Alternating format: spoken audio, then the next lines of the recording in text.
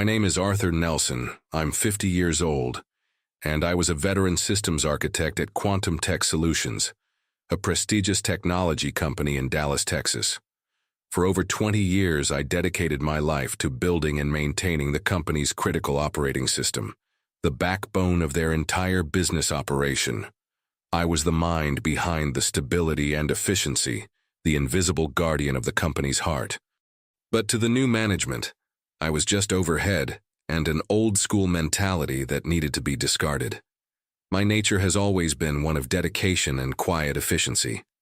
My calm demeanor and willingness to deliver results were often mistaken for lack of ambition.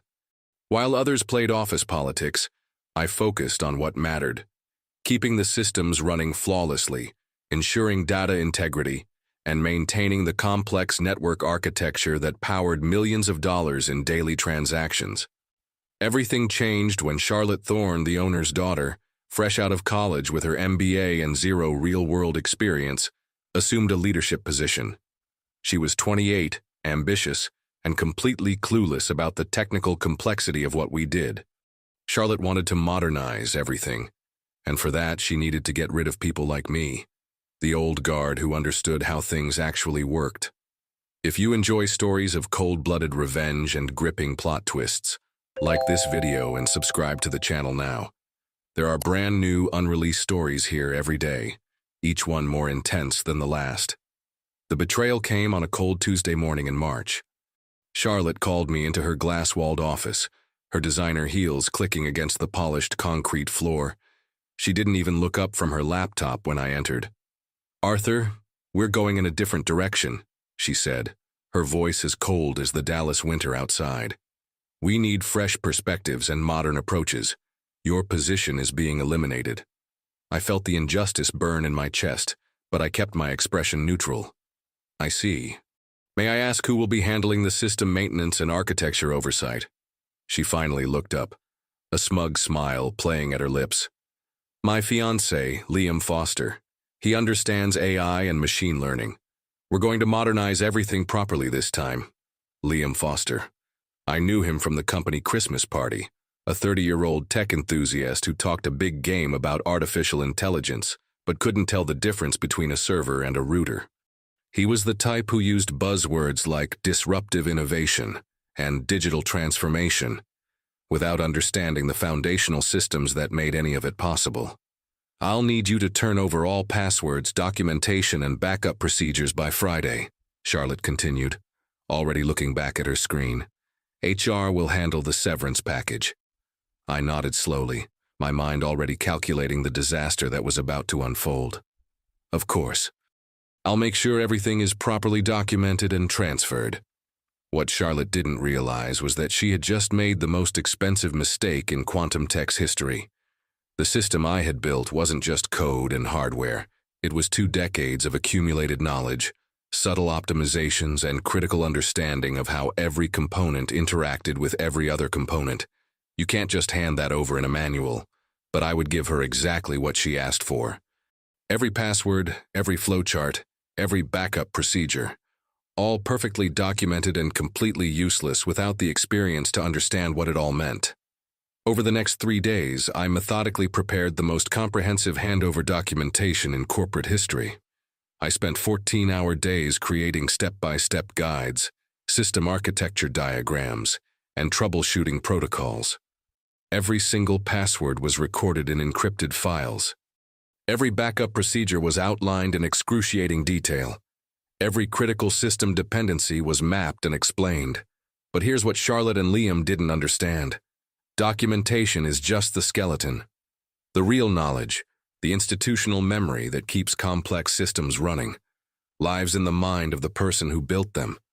It's knowing that server bank C always runs hot on Fridays because of the weekly automated reports. It's understanding that the backup system has a 30-second delay quirk that requires manual intervention during peak hours. It's recognizing the subtle signs that indicate a cascade failure is about to occur. You can't put 20 years of experience into a manual. On Friday afternoon, I met with Liam for the official handover. He strutted into the server room wearing a crisp button-down shirt and designer jeans, completely inappropriate for the environment. His confidence was almost impressive, if it wasn't so obviously unearned. "So, Arthur," he said, barely glancing at the thick binder I'd prepared, "I've been reading about implementing AI-driven predictive maintenance algorithms. We could probably automate 90% of what you've been doing manually." I handed him the documentation. "Everything you need is in here. System passwords, backup procedures, maintenance schedules, and emergency protocols." He flipped through a few pages, his eyes glazing over at the technical details. "This seems pretty straightforward. I've worked with much more complex systems in my previous roles." "I'm sure you have," I replied evenly. What Liam didn't know was that his previous roles had been junior developer positions at startups that folded within 18 months. Charlotte had inflated his resume to justify the hire, but I'd done my homework. LinkedIn tells you everything you need to know about someone's actual experience. The following Monday was my last day.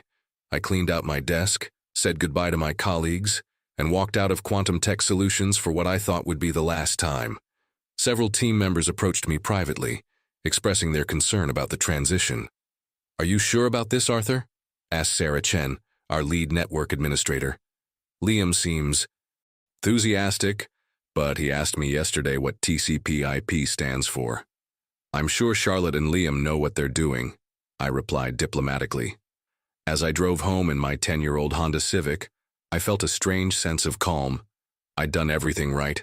I documented every process, explained every system, and provided comprehensive training materials. If disaster struck, it wouldn't be because I'd withheld information or sabotaged anything. It would be because arrogance and inexperience had replaced competence and wisdom. I spent the next week at home, updating my resume and reaching out to former colleagues in the industry. The severance package was generous. Charlotte's father, Henry Thorne, was a decent man who'd built the company from nothing.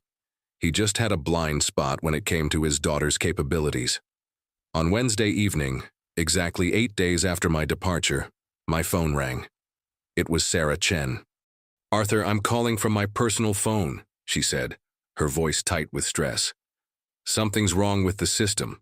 Liam tried to implement some kind of AI optimization algorithm today, and now half our servers are running at critical temperatures. The backup cooling system isn't responding properly." I felt a familiar knot form in my stomach. What did he modify? The thermal management protocols. He said the original settings were too conservative, and that AI could optimize power consumption by 30%. The thermal management system was one of the most delicate parts of our infrastructure. It required precise calibration based on seasonal temperature variations, server load patterns, and the specific quirks of our HVAC system. Liam had essentially performed surgery on a system he didn't understand. "Sarah, you need to revert those changes immediately," I said. "The backup cooling system has a manual override switch in panel B7. The documentation I left should have the exact procedure. Liam won't let us touch anything. He says he's got it under control and that reverting the changes would be admitting failure." That's when I knew the real disaster was just beginning. Pride and incompetence make a dangerous combination, especially when you're dealing with mission-critical systems that process millions of dollars in transactions daily. I thanked Sarah for the call and hung up. Then I poured myself a glass of bourbon and settled into my recliner to wait. The system I'd built was robust, but it wasn't miracle-proof.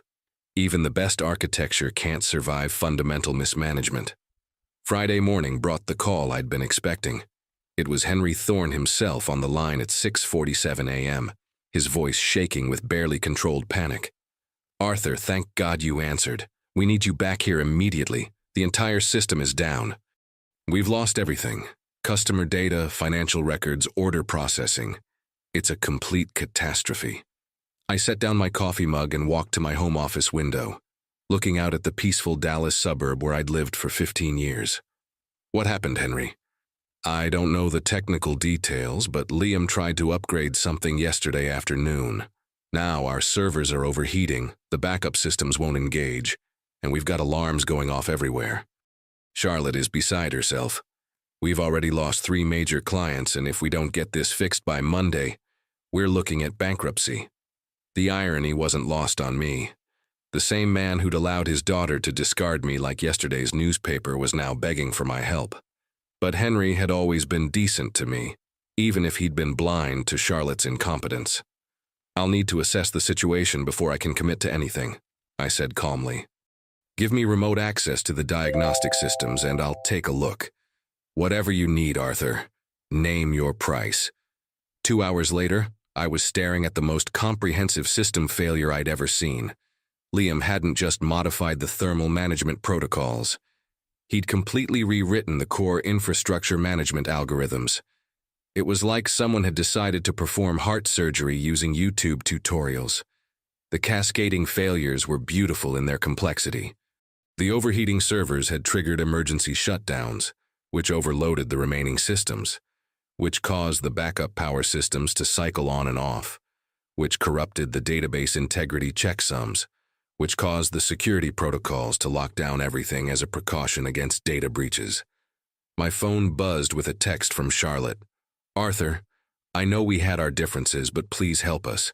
I was wrong about Liam. We need you." Then another from Liam himself. "Mr. Nelson, I may have made some errors in judgment.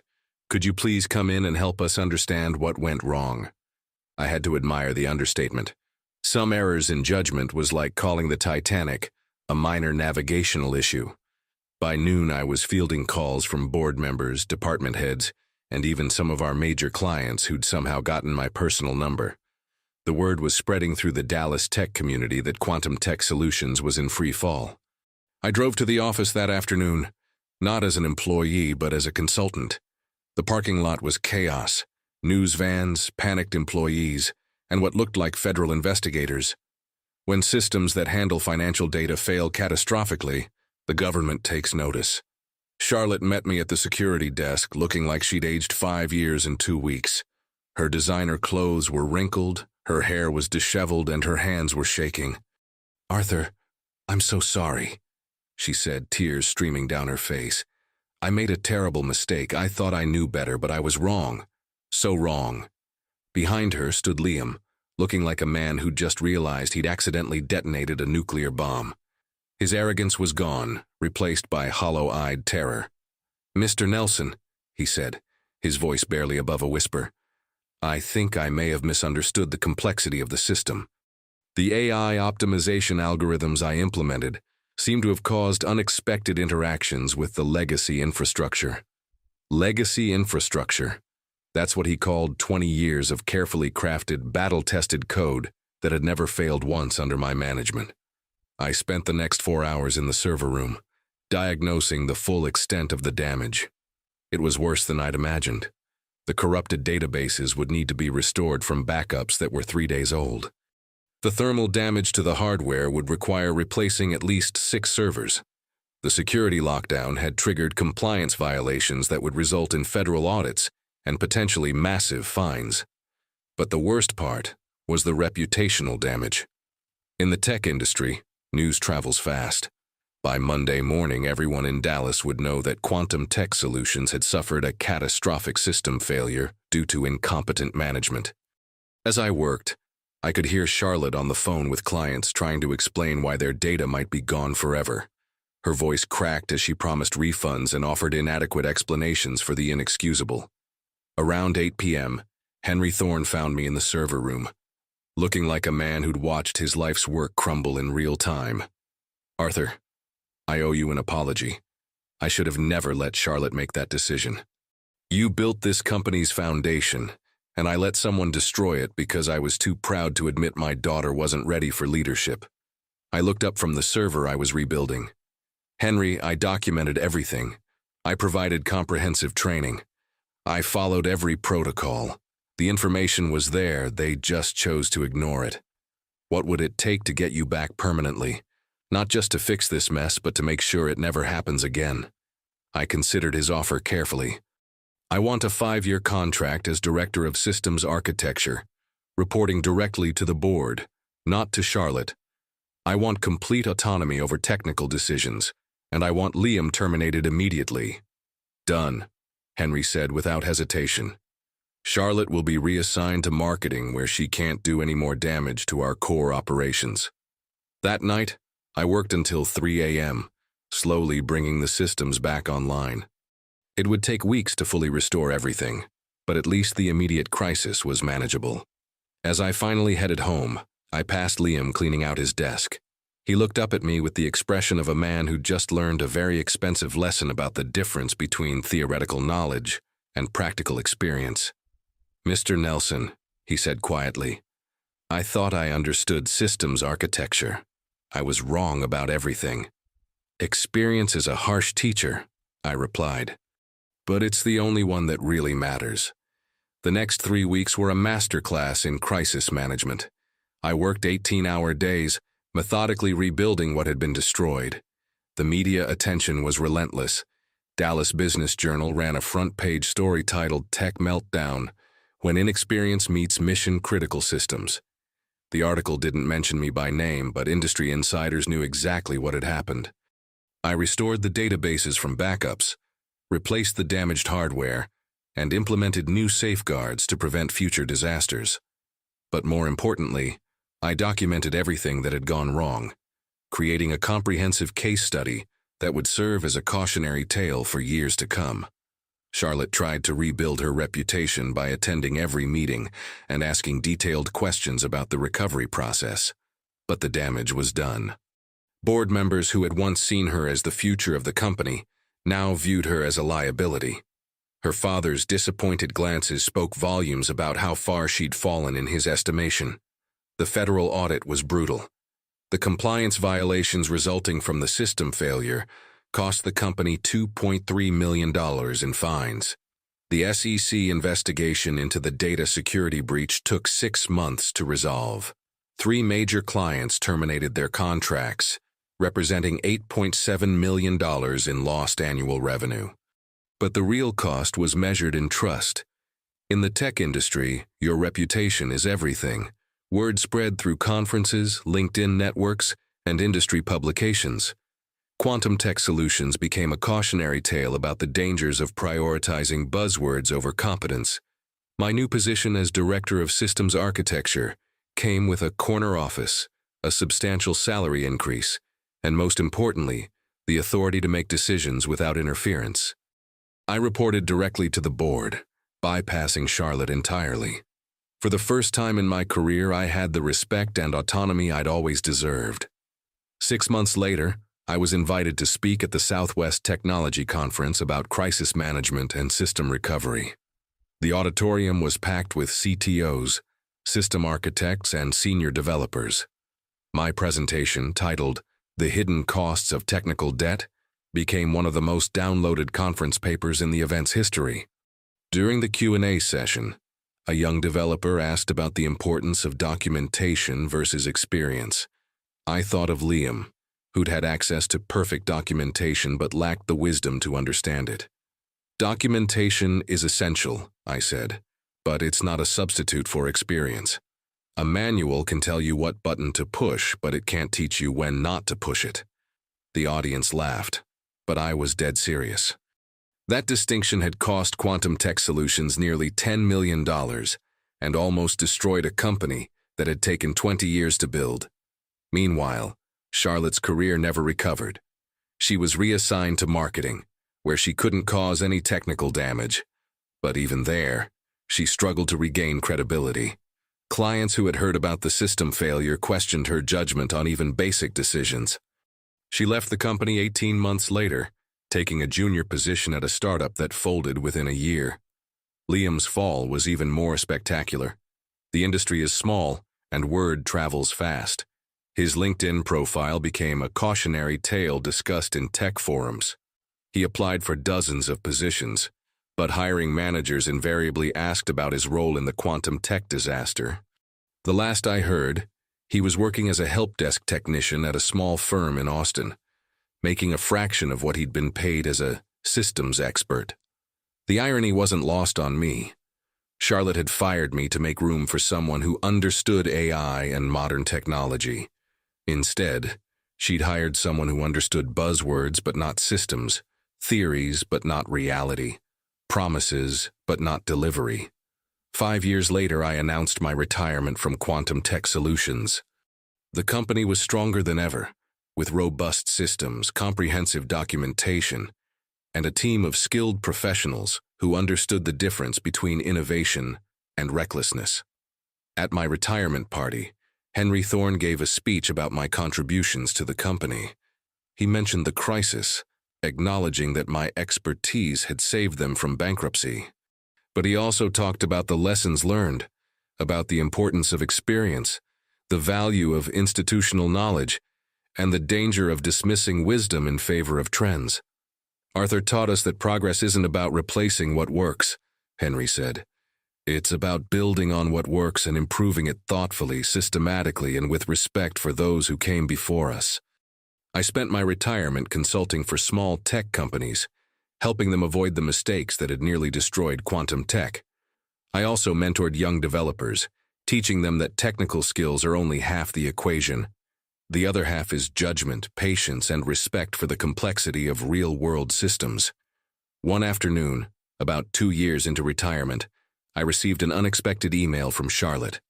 She'd heard about my consulting work and wanted to apologize for how she'd treated me. She admitted that her arrogance had cost everyone dearly and that she'd learned valuable lessons about leadership and humility. I appreciated the apology, but I didn't respond. Some lessons are too expensive to forget, and some bridges are burned beyond repair. Looking back, I realized that my story isn't really about revenge. It's about the inevitable consequences of replacing competence with confidence, experience with enthusiasm, and wisdom with buzzwords. Charlotte and Liam destroyed themselves through their own arrogance. I simply documented the process. The best revenge, I learned, is being proven right by time and consequences. And sometimes, the most powerful response to injustice is simply letting incompetence reveal itself. If you enjoyed this story, like this video and leave a comment telling me what you thought. And if you're not subscribed to the channel yet, please subscribe and hit the notification bell to receive updates about new stories like this one. Thanks for watching, and see you next time.